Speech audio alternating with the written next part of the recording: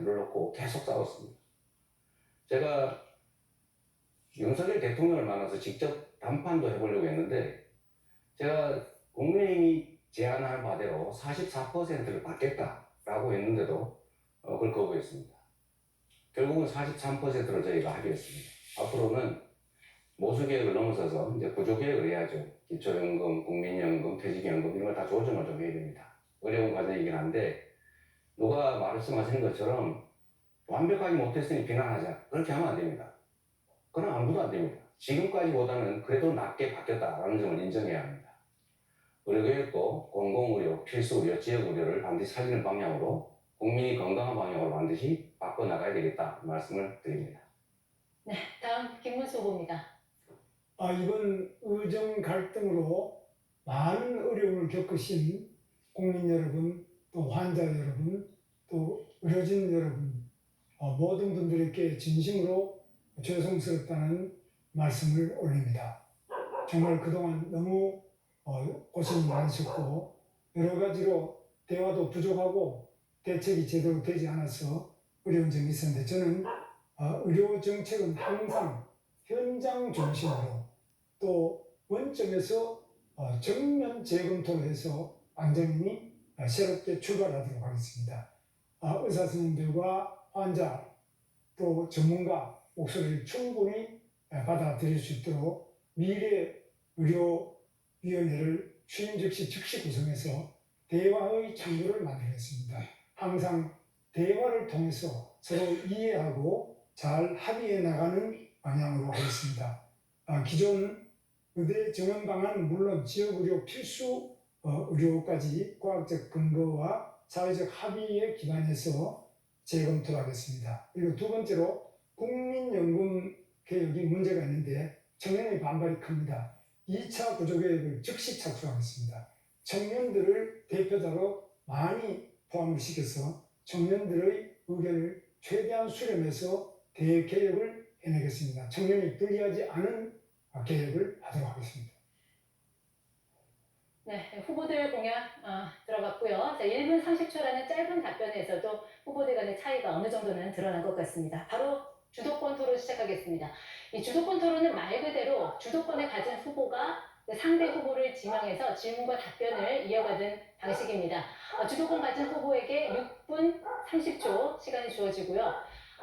발언을 하실 때 반드시 2명 이상의 후보에게 질문을 하셔야 됩니다. 그리고 상대 후보에게는 답변 시간을 최소 30초 보장해 주셔야 되는 점 기억해 주시기 바라겠습니다. 자, 권일구 후보부터 주도권 토론 시작하시죠. 네, 이번에는 이재명 후보께 질문 드리겠습니다. 조금 빠르게 진행할 테니까요. 빨리 답변 주시면 좋겠습니다. 기초연금 월 70만 원 인상을 제안하고 있습니다. 네. OECD 노인 빈곤율 1위, 노인 자살률 1위입니다. 기초연금을 월 70만 원 인상해서 노인 빈곤을 해소해야 한다고 생각합니다. 이 방안에 대해서 후보님 어떻게 생각하실까요? 결론적으로 말씀드리면 바람직한데 그렇게 하고 싶은데 현재 재정 여건상 쉽지가 않겠다. 그것보다는 일단 부부 감액 부분부터 좀 원상복구 하는 게 급하지 않을까 그 생각합니다. 네, 제가 한번 계산을 해봤습니다. 네. 작년 기준 1인 가구 최저 생계비가 133만 원입니다. 네. 국민연금 수급액이 67만 원인데 기초연금을 70만 원으로 인상해야 겨우 최저임금에 도달합니다.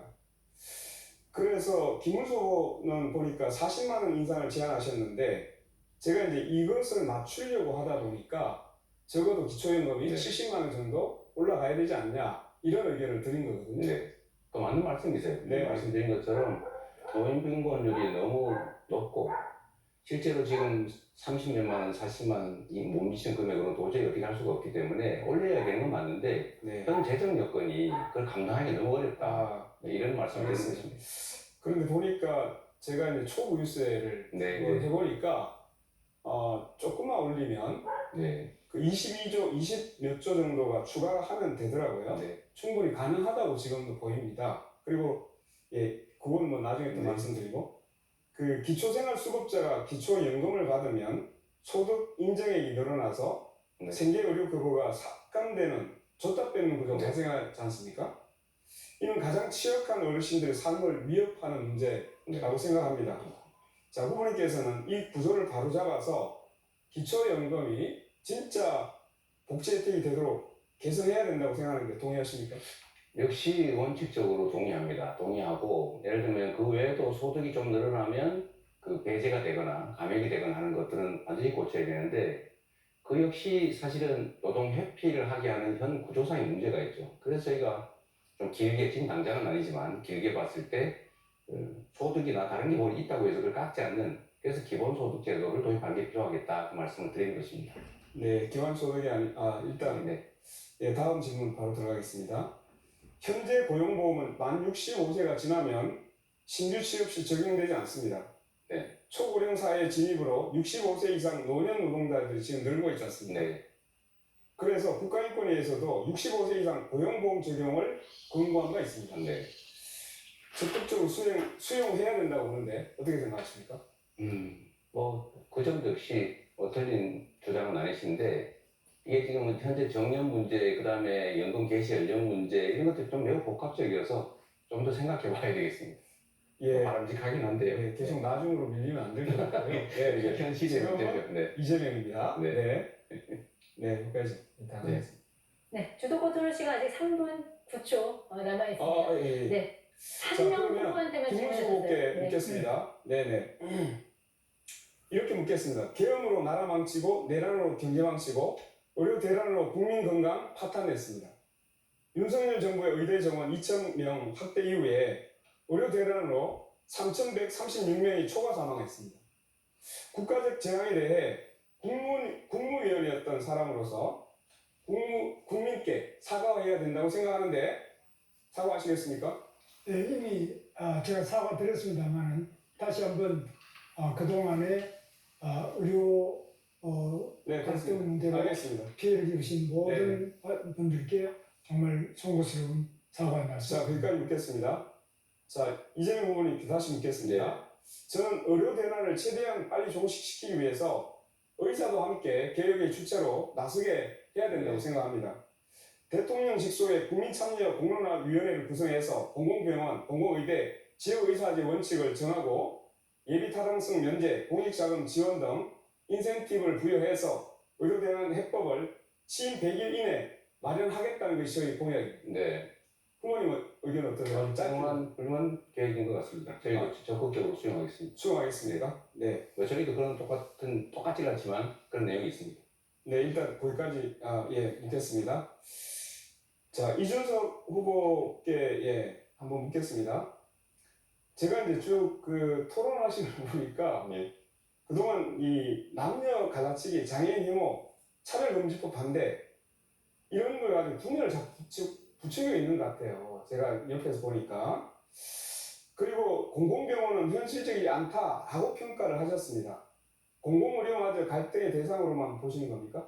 우선 저에게 혐오라는 낙인을 찍으시려면요. 혐오의 정의에 따라서 제가 무엇을 잘못했는지를 구체적으로 말씀해 주셔야 그것이 아마 국민들께 와닿을 겁니다. 네네. 제가 혐오에 해당하는 행위를 한 것이 무엇이 있는지 혹시 말씀 주실 수 있나요?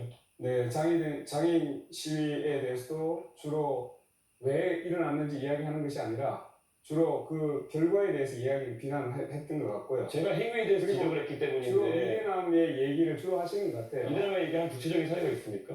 자, 요거 한번 묻고 그러니까 넘어가겠습니다. 상대를 비난할 때 자. 느낌적 느낌으로 넌 이런 사람이야 단정 짓는 게 예전에 민주노동당의 그래서 정의당을 보고 빨갱이 아니야 했던 것과 동일한 얘기거든요. 잠깐만요. 구체적인 얘기를 제가 비난해 지금 하고 주십시오. 있습니다. 자, 예. 묻는 것 답변하세요. 그 공공의료마저 갈등의 대상으로 보시는 겁니까? 라고 물었어요. 저는 그런 프레임 자체에 동의하지 않는 게요. 네네. 공공의료가 제가 성남시 의료원도 다녀왔지만 네네. 저는 과연 이것이 그럼 어떤 형태로 동작할 수 있겠냐에 대해서 합리적인 질문들을 던졌고 성남시 의료원 관계자들이 열심히 하는 것과 관계없이 실제로 지금 거의 운영이 네, 불가능할 그거까지. 정도 30초 보장하셔야 됩니다. 네. 운영할 수 있을 정도의 그런 어떤 환경이 마련되지 않았다. 그걸 지적한 것인데 무조건 공공자만 붙으면 전부 다 우리가 이것을 좋은 것을 받아들여야 되느냐? 이건 아니라고 봅니다. 네, 권영국 후보 시간 다 쓰셨고요. 자, 바로 이어서 이준석 후보 주도권 토론 시작하세요. 예, 이재명 후보님 여쭤보고 싶은 게요. 간병비 관련해가지고 결국 네. 보장성을 높여야 된다라는 정책을 내셨는데 이 간병비 되게 중요합니다. 네. 근데 이게 금액으로 따지면 한 연간 15조 정도까지 이제 될 수 있다고 합니다. 지금 건강보험료가 97조 정도 재정이고요. 지금 추계에 따르면은 2033년 되면은 마이너스 30조 정도로 적자가 난다 이런 얘기가 나오고 있습니다. 최근에 의정 갈등으로 잠깐 흑자가 난 것처럼 보이지만은 구조적으로는 마이너스 30조 적자가 날 수밖에 없는데 그러면은 그 15조 정도의 어떤 추가적인 간병비 혜택이 들어가게 되면은 이거의 재원 마련은 어떻게 되는 것입니까? 그게 전액이 다 든다고 생각한 것 전제가 좀 잘못된 것 그럼 같고요. 어느 정도 비율로 생각하시는지? 저는 우리 의료재정이 허용되는 범위 내에서 간호, 간병을 복합적으로 하는 게 필요하다. 그리고 그것도 대상자나 질병이나 이런 것들에 따라서 재정 여건에 따라서 확대해 갈 필요가 있다는 것이고요. 특히 요양병원도 이런 간병 지원을 좀 해야 되겠다고 해서 정부도 지금 시범사업을 하고 있는데 그런 식으로 조금씩 늘려가면 됩니다. 이재명 후보 말씀은 허용되는 범위 내에서 하겠다는데 제가 아까 제시해드린 것이 마이너스 30조 정도의 상황이다. 그런데 마이너스 30조에 허용되는 부분이 뭡니까? 그래서 제가 질문드리고 싶은 것이 이런 뭐 당연히 복지라는 것은 국민들이 필요로 하는 것들이 있겠지만은 우선순위를 둬야 되는 것이고 혹시 그럼 지금 건강보험료 나가는 것 중에서 방만하게 운영된다고 생각하는 혹시 지적할 만한 부분이 있으신지 그게 없다면은 그냥 건강보험료를 지금 한 100조에서 16조 정도 늘려야 된다는 얘기가 나오는 거 아니겠습니까? 그러면은 각자 내는 비용이 한 16조 늘어난다는 거 아니겠습니까? 자, 대답해 예, 드릴게요. 그렇습니까? 저는 우리 의료보험 대상 지출 중에서 예를 들면 지금 의료 쇼핑 같은 거 있지 않습니까? 너무 무제한적으로 이 병원 저 병원 다니는 게 있고 아주 경증이고 간단하게 진료할 수 있는데도 다 병원을 이용하는 이런 부분들에 대해서 약간의 조정이 좀 필요하지 않을까 싶은 생각을 하고요. 사실 그 부분 지출이 너무 많기 때문에 그 부분에 대한 통제들을 좀 하면 상당 정도의 재정 절감이 가능하지 않을까 그렇게 생각합니다. 그렇게 해서 보통 줄일 수 있는 게 2조 원 정도, 3조 원 정도로 얘기합니다. 의료 쇼핑이라 얘기하시는 거는 뭐 365일 중에 366번 이상 외래진료를 가는 분들이든지 이런 분들 말씀하시는 것 같고 그분들은 이미 제도가 개정되어서 자부담률이 90%까지 올라가는 상황입니다. 그러니까 그런 거 말고 현실적인 재정 대책이 있으십니까? 그게 제일 크다고 생각해요. 2, 3조 규모라니까요. 그거라도 크지 않습니까? 15조 하신다면서요. 내가 언제 15장 그랬어요? 본인이 그렇게 주장하시죠. 간병비 몇 프로까지 그럼 지원하셔야 됩니까? 자, 이준석 후보의 특성이 그런 것인 것 같은데 상대가 하지도 않은 말을 한 걸로 전제를 해가지고 15조는 본인이 주장한 거죠. 저는 그 중에 일부를 절감하고 필요한 범위 내에서 가능한 범위 내에서 하겠다고 말씀드렸는데 15조를 어떻게 마련하겠냐 이렇게 말하면 안 되는 거죠. 그러면 마이너스 30%인데 어디가 여유라는 것을 한번 시간해 주셔야죠. 예. 그럼 다시 30조 쓸까요? 아니요, 제가 이렇게 보충하는 겁니다. 이거. 이게 규칙을 좀 지키시는 게 중요하잖아요. 얘기하십시오. 그 시간이 끝나버립니다. 네, 계속 말씀하시면 됩니다. 네. 네. 이 정치적 입장이 다른 사람들끼리의 대화는 양보하고 조정하고 타협을 하는 과정인데 상대가 하는 말들을 왜곡하거나 특정 부분을 빼가지고 짜집기를 하거나 이렇게 해버리면 그거는 대화를 하는 게 아니라 사실 시비를 건다고 하죠. 그러니까 그런 것들은 좀 안 하시면 좋겠고 저는 건보 재정이 매우 어렵다. 저 앞으로도 어떻게 될지 모른다고 하지만 저는 그 낭비적 요인들을 최대한 찾아내는데 그 중에 제일 중요한 게 아까 그 문제를 지적을 했던 겁니다. 그게 15조라고 단정하시면 안 되죠. 어떻게 15조를 만들래? 이렇게 말씀하시는 것은 좀 적절치 않은 것 같아요. 예, 건강보험 재정에서 아까 말씀드렸던 것처럼 이미 33년까지 마이너스 30조가 예정되어 있고 그리고 보통 입원료 기준으로 봤을 때 한 40% 정도의 만약에 자부담률을 가져간다고 했을 때 그러면 나머지 60% 정도는 아마 지원일 테고 네. 15조 중에 최소한 9조 정도는 지원이 되는 상황일 텐데 그 퍼센트를 계속 얘기하시는 거는 어떻게 얘기해도 지금 말씀하신 계획에 대해 가지고 지출해야 되는 비용이 훨씬 큽니다. 그리고 이미 적자 상태이기 때문에 제가 질문드리는 것은 건강보험료를 그럼 그에 걸맞게 많이 올려야 되는 상황이 오지 않겠느냐는 질문 드리는 건데 올려야 됩니까? 그 전에 우리 이준석 후보는 언제나 그러신 것 같아요. 뭐 문제 지적을 예를 들면 과잉되게 아니면 왜곡되게 지적을 막 하는데 본인이 생각하는 대안은 뭔지 한번 말씀해 보시죠. 예를 들면 어떻게 하면 의료비를 절감할 수 있고 의료 건강보험료는 안 올리는 게 바람직하지만 필요할 때는 제 올리는 질문이 이제 제 주도권이 아니, 있는데 말씀- 자, 이준석 후보 1분 41초 남았는데 한 후보에게만 아니, 질문하셨던 점 근데 다시 제 한번 말을 말씀드릴 때 시간 정해진 건 좀 지켜주시면 좋지 않아요? 아니, 지금 사회자 개입하지 않았습니까? 아니 30초가 남았잖아요. 저한테 질문을 역으로 하시면 안 되는 겁니다. 원래 룰상. 질문도 답의 일부예요. 네, 답변 계속하시면 됩니다. 그래서 이게 토론이 쉽지가 않네요. 중간에 좀 안 끼어들면 좋겠어요, 말을. 결국 제가 지금 질문 드린 것에 대해 가지고 답은 안 하시고 결국 건강보험료 인상해야 된다는 걸 인정하지 않으시고 저에게 훈계하듯이 이제 말씀하시면서 끝난 거 아니겠습니까? 이게 계속 반복되고 있는데 이재명 후보가 재원 마련 대책 하나도 없이 이런 것들이 계속 열거한다는 인상을 줄 수 있다라는 말씀드리고요. 사실 저는 이 복지에 있어가지고 김문수 의원님 네. 사실 이 건강보험 재정 같은 경우는 방금 지적한 것부터 시작해서 굉장히 중요한데 김문수 후보님이 생각하시는 건강보험 절약 방안 혹시 있으면 뭐가 있을까요? 건강보험에 대해서는 요즘 낭비적인 요소가 특히 과잉 진료, 뭐 이렇게 의료 소진이라고 그러죠. 과잉 진료, 중복 진료, 진료 이런 것도 있고 또는 뭐 다른 여러 가지 부분인데 특히 외국인 중에 특히 중국 동포라든지 이런 분들에서도 좀 과도하게 느슨하게 허용된 부분도 있습니다. 그래서 이런 부분을 하나하나 점검을 해서 낭비적인 부분을 줄여나가는데 그 방법을 정부가 일방적으로 하는 것이 아니라 의료진하고 깊이 있는 논의를 해야 됩니다. 현장에서 진료하시는 많은 의료진과 또 의료 관계자들, 의료 감시단체도 있고 의료 시민단체도 있고 의료 또 협동조합도 있고 많이 있습니다. 이런 분들하고 저는 회의를 통해서 어느 부분에 낭비가 있는지 듣고 거기에 맞춰가지고 현장에서 답을 네. 그러면 네. 그래서 건전. 자, 이준석 후보 주도권 토론 끝났고요. 자, 다음 주도권은 이재명 후보에게 넘기겠습니다. 네, 제가 기회를 먼저 드리겠습니다. 본인은 어떻게 의료비를 절감하시겠습니까? 저는 과감하게 의료 혜택 중에서 과학적인 그런 어떤 효과가 입증되지 않은 것들은 줄여야 되고요. 그리고 우리가 메르스라든지 아니면 코로나를 겪으면서 결국에는 진료비가 이제 과다하게 늘어난 부분에 대해서는 감축을 해야 된다. 예를 들어서 문재인 케어를 통해 가지고 대한민국이 지금 전 세계에서 MRI를 가장 많이 찍는 나라가 됐습니다. 저는 그런 부분에 대해서 국민들께 솔직하게 얘기하고 간병비가 더 중요하기 때문에 한번 이건 삭감하는 것을 이야기해 봅시다. 이렇게 해야 되는 것인데 이재명 후보는 이런 삭감이나 이런 것에 대해서 말하는 걸 주저하시고 알겠습니다. 뭐 더 주겠다 이런 말씀하시는 게 바로 차베스 같은 겁니다. 어쨌든 제가 이런 지적은 강하면 안 하려고 하는데 그 혹시 밥 맥티어라고 하세요? 모르시죠? 네. 루카스 차이제 모르시죠? 호텔경제학의 그 원본 네. 한국은행에서 5만 원을 쓰는 법 이거 그림표 있는 거 보셨어요? 그거는 호텔 취소하고 이런 게 없지 않습니까? 아니, 보셨어요? 그래서 찾아내느라 고생하셨는데 전혀 다른 얘기입니다. 자, 이 밥 맥티어나 아니면 이거 미하일 슈미츠 살로몬, 루카스 차이 이런 사람들이 그 $100 이야기라고 인터넷에 치면 많이 나와요.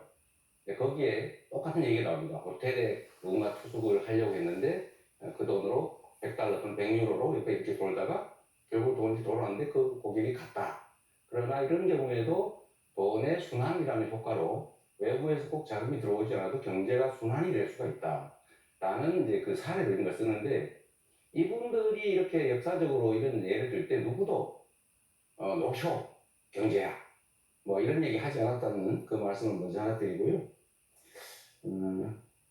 또 한 가지 아까 동덕여대 말씀은 제가 이렇게 정리를 좀 하고 싶습니다. 동덕여대의 그 학생들 아닙니까? 그 여성이든 남성이든 관계없죠. 학생은 학교의 당사자죠. 학교는 교육기관이에요. 이거를 형사 고발을 해가지고 법정으로 가서 막 이렇게 일반인들처럼 치고받고 싸우는 게 과연 바람직하냐. 흥정을 붙이고 싸우면 말리라는 얘기처럼 그거는 국회의 국회의원들이 뭐 어떻게 했는지 잘 모르겠습니다만 조정을 해서 고소 취하하게 하는 것은 바람직하다고 생각하고요. 다만 그 과정에서 뭐 위압적이거나 뭐 권력을 남용하거나 이렇게 하면 뭐 그건 안 되겠죠. 그거는 저희가 확인 안 됐으니까 그렇게 말할 건 아닌 것 같습니다. 네, 지금 토론 주제는 초고령사회 대비 알겠습니다. 연금 뭔 얘기를 하시는 의료비입니다. 겁니까 지금? 예. 제가 말씀 좀 드릴게요. 연금 개혁 관련해서 저는 이 연금 문제가 정말로 복잡해서 어떤 정권도 하지 않으려고 하는 일 아닙니까? 다 회피했죠. 그러나 이 완벽한 모두가 만족한 연금 개혁안은 없지요. 저는 이준석 후보께서 뭐 이게 잘못됐다 이렇게 얘기해요. 뭐 잘못됐다고 지적할 수 있죠. 그럼 어떻게 할 수 있었느냐? 본인이 주장하는 각종 이런 제도 이런 것들을 만들어내는 것이 과연 정치적 합의를 끌어낼 수 있겠냐? 그건 본인의 주장일 가능성이 많죠. 예, 현실을 좀 인정할 필요가 있겠다. 정치는 길을 만들어내는 거죠. 뭐 잘못됐다 비평하는 것은 그 정치가 할 일이 아니라 비평가들이 하는 거다는 말씀을 먼저 좀 드립니다. 그래서 그 얘기를 먼저 한번 해보죠. 저는 이번 연금 계획이 보수 계획이라고 해낸 것 자체는 안 하는 것보다 낫다고 생각해요. 안 하는 것보다는 나은 것이기 때문에 그나마 부족하지만 했어야 됐다라고 생각하고 있는 성과라고 생각합니다. 이제 앞으로 이제 구조 개혁을 해야죠. 근데 쉽지는 않은 일입니다. 아마 엄청난 진통이 있을 테고 잘 될지도 잘 모르겠어요. 이제 노력을 해야 되겠는데 이런 면에서 보면 우리 그 이준석 후보님은 신고연금을 분리하자. 그러니까 지금까지 연금 낸 사람들 따로 앞으로 낼 사람들 따로 이렇게 칸을 쳐가지고 새로 시작하자 이렇게 하시는데 그러면 기존 연금 대상자들에게 연금을 지급하려면 계산상 609조 원이 필요하다고요? 그럼 그 돈 누가 냅니까? 일단 그 문제에 대한 답이 좀 필요할 것 같고요. 연금제도라고 하는 건 기본적으로 세대 간 연대를 하는 것입니다. 이거는 남이 아니잖아요. 부모도 있고 할아버지도 있고 자식도 있고 이게 서로 뭐 보험료 내 보험료 연금도 받고 하는 것인데 그런 식으로 자꾸 갈라쳐가지고 기존 제도 주회자 새로운 대상자 이걸 자꾸 갈라치고 남녀 갈라치고 이런 식으로 하는 거 좀 정치인으로서는 적절치 않다고 생각하는데 어떻게 생각하세요? 말 그대로 개변하고 계신 거죠. 지금 사회적 연대나 세대 간의 연대 같은 걸 이야기하시는데 이번 합의 과정에서 과연 그러면 이득을 보는 세대는 어디이고 손해를 보는 세대가 어디인가 명백하거든요. 결국에는 지금 바로 소득 대체율을 올림으로 인해 가지고 받아가는 세대는 바로 받아가게 되고 네. 내는 세대는 4% 가까이 인상된 금액을 평생 내야 되는 것이고 그래서 5천만 원 더 내고 2천만 원 더 받아가는 구조다 이런 얘기가 나오는 거라서 대한민국의 젊은 세대는 가만히 앉아서 한 사람당 3천만 원 이상의 손실을 그냥 떠있게 된 거거든요. 네. 그리고 아까 자꾸 힘의 논리 같은 걸 얘기하시는데요.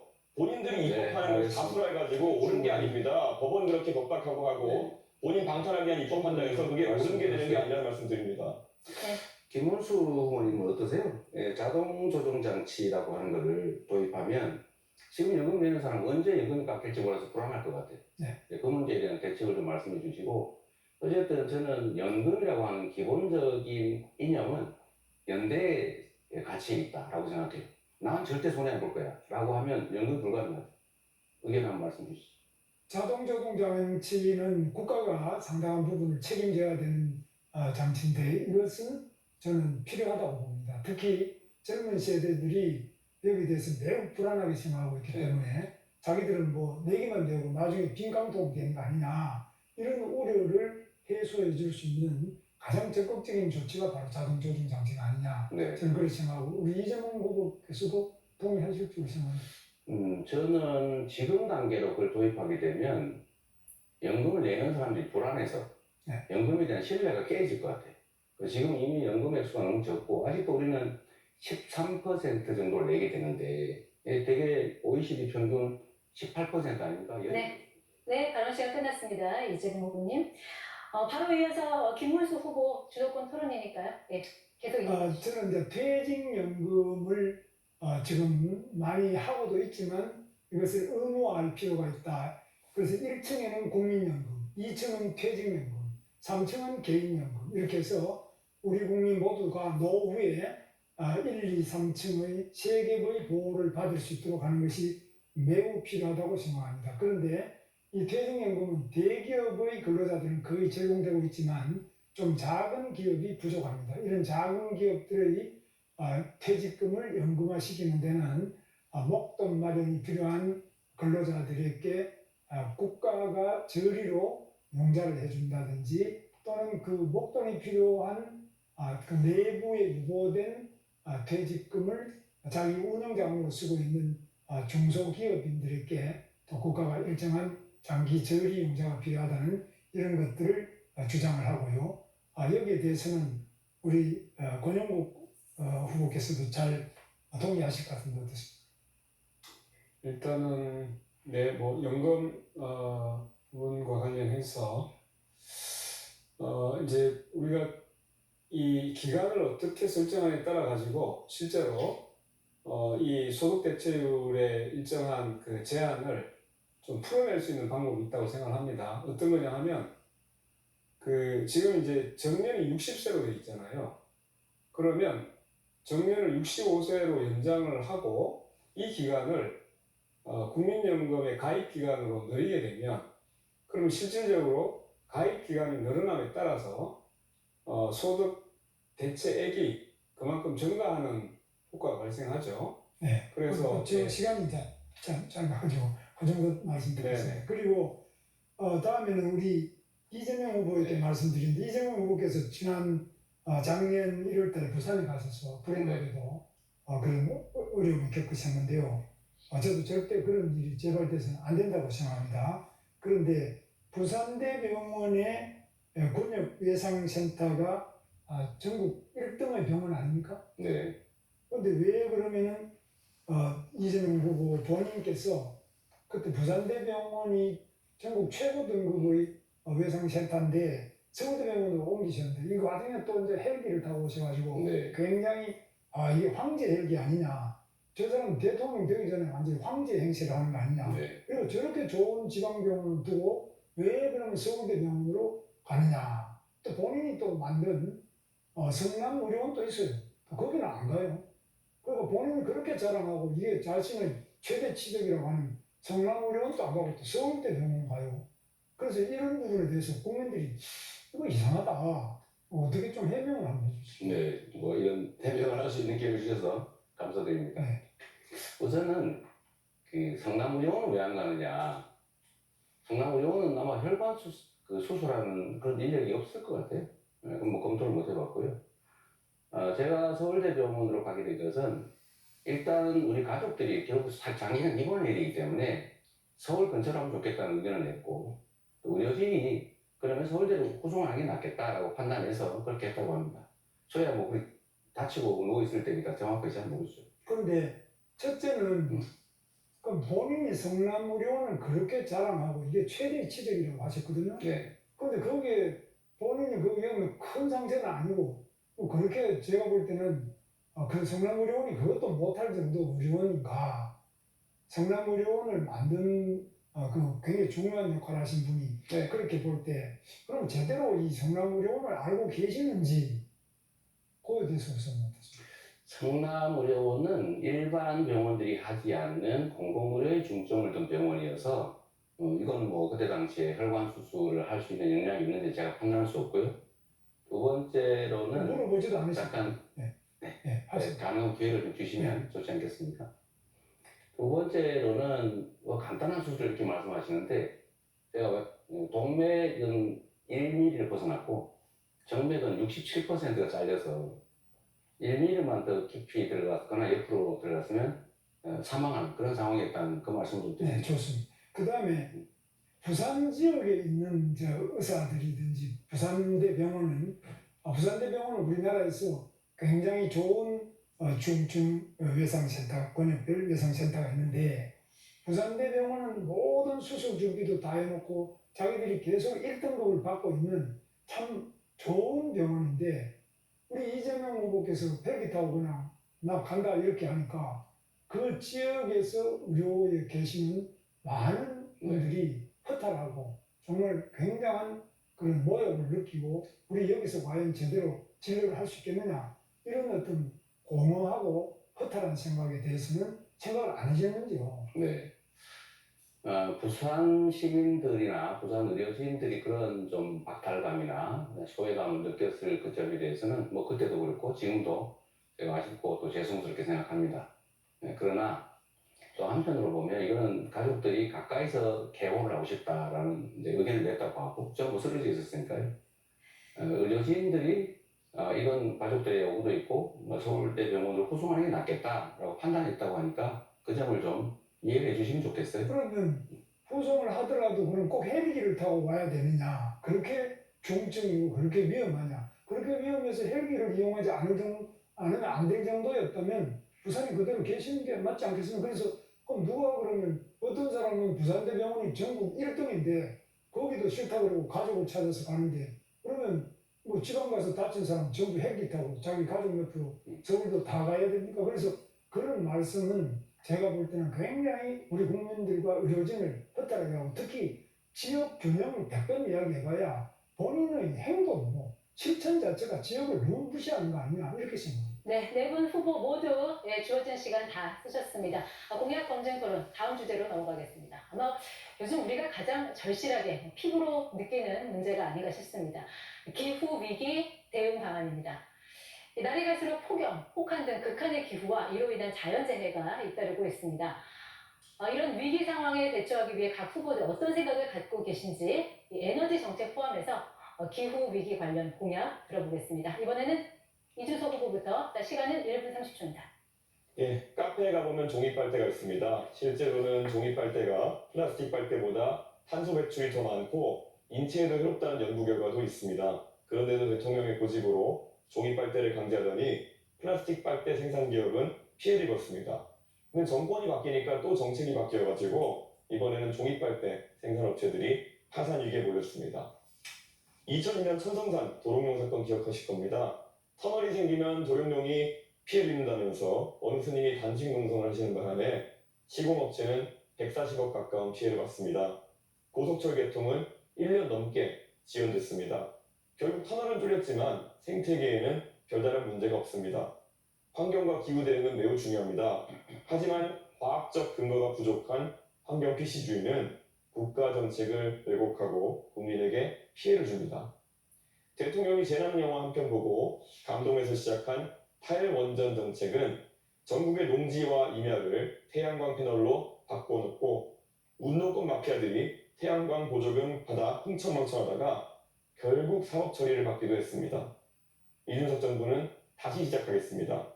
비과학적 환경주의가 아니라 과학과 상식 그리고 국제적 기준에 입각한 합리적 기후정책을 마련하겠습니다. 정치는 감정이 아니라 이성의 바탕을 둬야 합니다. 네, 다음은 이재명 후보 공약 발표 시작하시죠. 네, 전 세계가 기후 위기로 곤욕을 치르고 있습니다. 전 세계의 전체적인 에너지의 흐름은 이제 화석연료에서 재생에너지로 넘어가고 있습니다. 우리나라도 재생에너지 산업으로 전환을 해야 됩니다. 그런데 이 집권 정부가 이 재생에너지 산업을 탄압하는 바람에 사실 우리나라의 재생에너지 산업은 매우 위축됐습니다. 전 세계가 대체적으로 30%에서 60, 70%씩 이제 재생에너지 비율을 가지고 있는데 우리는 여전히 9%대에 머물고 있습니다. R200, 그러니까 재생에너지로 생산한 제품만 산다가 국제 표준이 되고 있는데 어쩌자는 건지 알 수가 없습니다. 탄소 국경세, 화석연료로 생산한 제품 거기는 부가금을 부과한다. 앞으로 수출을 어떻게 하겠습니까? 그래서 대한민국의 산업정책도 재생에너지 산업으로 대대적으로 신속하게 전환해야 됩니다. 그리고 거기에 우리의 길이 있습니다. 서남해안 중심으로 또는 소멸의 위기를 겪는 농어촌 중심으로 재생에너지 즉 태양광, 풍력 발전들을 대대적으로 해야 됩니다. 전남 일대에 지금 재생에너지가 송전망이 부족해서 추가 발전 허가가 나지 않습니다. 신속하게 송전망을 건설해야 됩니다. 해당 지역에 데이터 센터 같은 에너지를 많이 사용하는 그런 기업들을 유치하고 재생에너지 중심의 산단, 즉 R200 산단을 만들어야 됩니다. 그래야 우리가 새로 살 길이 생긴다. 새로운 기회다. 이런 말씀드립니다. 네, 다음 김문수 후보 공약 듣겠습니다. 문재인 정부는 기후위기 대응을 한다면서도 탈원전 정책을 강행을 했습니다. 그 결과로 원전 생태계가 완전히 무너지고 원전 발전을 가스 발전으로 대체하면서 수십조 원의 피해가 발생을 했습니다. 그런데 이재명 후보는 재생에너지 확대만 주장하지 원전에 대해서는 더욱 필요하다는 이야기를 안 하고 있습니다. 온실가스를 가장 적게 배출하는 에너지가 바로 원자력 발전입니다. 원자력 발전 단가는 50원이나 60원 사이입니다. 반면에 재생에너지 발전 단가는 300원이 이릅니다. 이 폭염으로 에어컨 사용이 늘어나고 AI 사용으로 전기가 많이 필요한데 이럴 때 값싸고 안정적이고 깨끗한 원자력 발전이 많이 준비하는 것이 국가 에너지 전략의 핵심이라고 생각합니다. 글로벌 기후 총회에서도 2050년 탄소 중립을 위해서 원전을 3배로 늘리자며 30개국 이상이 동참을 했습니다. 기후위기 대응에서 원전을 외면하는 것은 불가능한데 이재명 후보는 원전이 위험하다면서 적절하게 섞자고 말합니다. 우리는 원전을 중심에 두고 조력과 풍력 같은 재생에너지도 병행하겠습니다. 이어서 권영국 후보입니다. 네, 국민 여러분, 기후위기는 온실가스의 43%를 배출하는 10대 대기업과 부유층으로부터 발생합니다. 그러나 피해는 가난한 서민과 사회적 약자에게 전가됩니다. 지난 3월에 산불로 31명이 희생되고 서울 면적의 1.7배가 불타 없어졌습니다. 폭우와 홍수로 반지하방에 살던 가족이 죽고 여름 폭염으로 노동자, 농민, 어르신들이 쓰러졌습니다. 겨울 혹한에 비닐하우스에서 지내던 이주 노동자들이 얼어 죽었습니다. 저 권영국은 기후 불평등을 바꾸겠습니다. 첫째, 온실가스를 대량 배출하는 기업과 부유층에게 기후정의세를 도입하여 기후위기에 대응하고 취약계층을 지원하겠습니다. 둘째, 석탄 화석 연료 시대를 끝내고 공공이 주도하는 재생에너지 시대를 열겠습니다. 정의로운 전환법을 도입하여 노동자들의 일자리와 지역 주민의 삶을 지키겠습니다.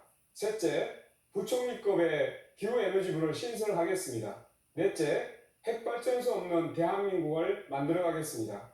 다섯째, 국가가 에너지 전환을 주도해야 합니다. 한국산업은행이 녹색투자은행의 역할을 하도록 하겠습니다. 달성하기 쉽지 않다는 것을 잘 압니다. 그러나 매우 절박합니다. 저 권영국은 매우 과감한 결단으로 기후행동으로 이 어려운 목표에 도전하겠습니다. 네, 마찬가지로 주도권 토론으로 이어갈 텐데요. 주어진 시간은 6분 30초입니다. 발언권은 먼저 이준석 후보한테 있습니다. 시작하시죠. 예, 이재명 후보님, 지난 토론에서 저한테 극단적이라고 계속 말씀하시면서 네. 김문수 후보에게는 원전 질문하면서 후쿠시마 체르노빌 얘기를 하면서 한국 원전의 안전성에 대해 가지고 확신을 가지지 못하는 모습을 보이셨습니다. 이게 오히려 한국의 대통령이 되시겠다는 분이 한국 원전에 대해서 불신을 가진 극단적인 상황이 아닌가 생각하고요. 자, 그러면은 중국 원전에 대해서 한번 여쭤보겠습니다. 중국 동쪽 지역에는 원전이 많이 몰려 있고요. 이게 사고가 날 경우에는 대한민국의 직격탄인데 이건 어떻게 위험도를 평가하십니까?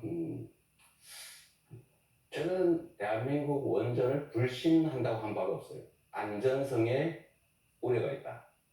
안전성에 우려가 있죠. 그 안전관리 비용이 엄청나게 많이 든다는 말씀을 어제 드립니다. 사고는 잘 안 나겠죠. 그러나 사고가 날 경우에는 엄청난 피해가 발생할 수 있다. 그게 50년에 한 번이든 100년에 한 번이든 그 점을 고려해야 되고, 중국 동해안에 원전들이 많이 있는 건 저도 아는데 그 점과 거기 원전 많으니까 우리나라에 원전 많아도 괜찮다, 그런 건 아니죠. 거기가 위험하니까 우리나라 위험해도 괜찮다, 그렇게 말하면 안 되는 거죠. 중국의 원전의 안전관리에 대한 특별한 대책이 혹시 있으십니까? 왜냐하면 지금 대한민국의 원전 산업이 수출 산업으로 유망하고 우리가 경험한 바로는 문재인 대통령께서 원전의 안전성에 대해서 꾸준히 의심하고 계시기 때문에 해외 세일즈 같은 것도 안 됐습니다. 근데 지금 이재명 후보의 발언대로라면은 대한민국 원전이 사고가 날 수 있기 때문에 결국은 안전하지 않다는 취지로 들릴 수도 있고, 지금 결국에는 중국에 대해서는 별말 안 하실 것 같은데 어떻게 받아들여야 됩니까? 역시 제 말을 좀 왜곡하지 않으면 좋겠다는 말씀 먼저 드리고요. 원전이, 대한민국 원전이 위험하다, 더 불안하다라고 말한 바가 없어요. 그렇게 주장하지 않아요. 원전의 일반적인 위험성을 얘기하는 거죠. 또 원전이란 지금 당장은 싼 게 맞지만 폐기물 처리 비용이나 또 위험을 비용으로 환산했을 때 그걸 계산하면 엄청나게 비싼 에너지일 수도 있어요. 또 한 가지는 지금 이미 유럽에서는 원전 생산 원가보다 풍력 발전 원가가 더 떨어지고 있습니다. 예, 그 점을 고려할 필요가 알겠습니다. 있어요. 그거 다 감안해가지고 원전이 더 싸다고 제가 그때 말씀드린 거고요. 그 LCOE라는 단가를 말씀드린 거고요. 그리고 지금 미세먼지 문제 때문에 이재명 후보께서 중국과 일본과 협력하겠다는 취지로 말씀하셨는데요. 네. 미세먼지는 편서풍지대에서 서쪽에서 날아들어오는 것인데 일본과 어떤 협력을 하겠다는 건지가 애매하거든요. 결국 중국이 미세먼지의 원인의 대부분이라는 것을 말하는 데 있어가지고 일본이 개입할 여지가 있는지, 실제 일본 같은 경우에는 일본 대부분 지역이 중국발 미세먼지 영향권에서 벗어나 있습니다. 어떤 협력을 일본과 하시겠습니까? 글쎄요, 거기서 완전히 벗어나 있다는 것은 저는 우리 이준석 후보님의 일방적 의견 같고요.